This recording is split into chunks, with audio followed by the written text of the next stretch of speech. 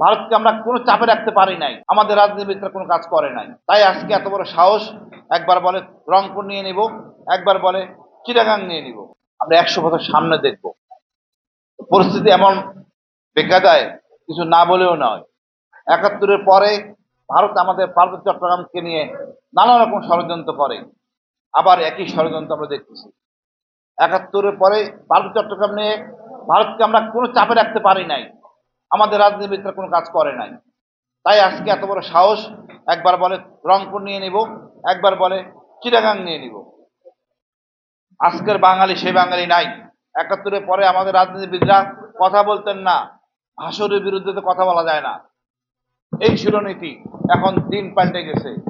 24-এর আবু সাইদের বাংলাদেশ একদম যথোপযুক্ত জবাব দেওয়া হবে ভারতকে। আমরা এখন সাহসী জাতি, এটা অর্জন। ভারতে সেই কোনো অর্জন নাই। ভারত বরাবরই ছিল পরাজিত জাতি। এই ব্রিটিশকে বাংলাদেশ ভারত থেকে বিতরণ করার জন্য বাঙালি মুসলমানদের অবদান স্মরণ করতে হবে। আমরা আজকে দেখেন, দুই বাংলার বাঙালিরা, মুসলমান হিন্দু সবাই মিলে কিন্তু মূলত ব্রিটিশকে তাড়িয়েছি। আমরা স্বাধীন হয়েছি এবং সাহসী হয়েছি, কিন্তু পশ্চিমবঙ্গ হইতে পারে নাই। এই কষ্টে পশ্চিমবঙ্গ লাফালাফি করে। তারা সুভাষ বসুর অনুসারী, কিন্তু তার স্বাধীনতা চেনে না। তারা সেই দিল্লির কাছে দাসত্ব নিয়ে খুশি। তাই তারা আবল তাবল বকেন, স্বপ্ন দেখেন, কোনো আপত্তি নাই। সীমান্তের কাছে আসবেন, আপনার সীমান্ত পরিবর্তন হয়ে যাবে। পরিষ্কার, আপনার ভৌগোলিক সীমান্ত না পরিবর্তন করে দিব। আমরা নির্যাতিত নিপীড়িত জাতির সাথে আছি। আপনি বহুত করছেন, ভদ্র হন, সম্মান করতে শিখেন।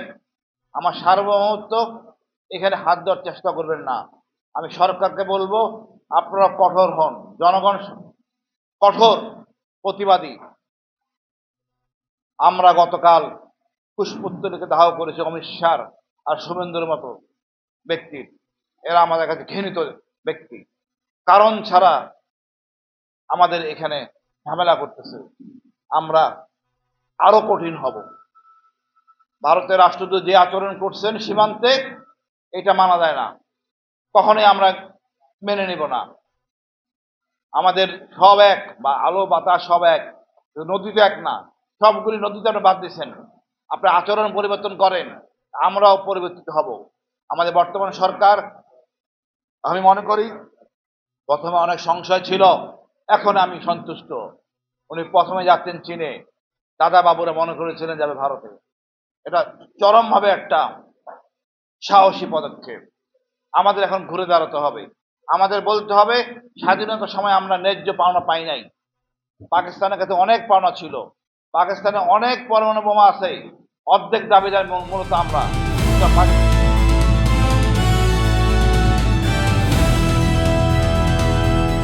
দিনাজপুর টিভি, মানুষের জীবনের কথা বলে।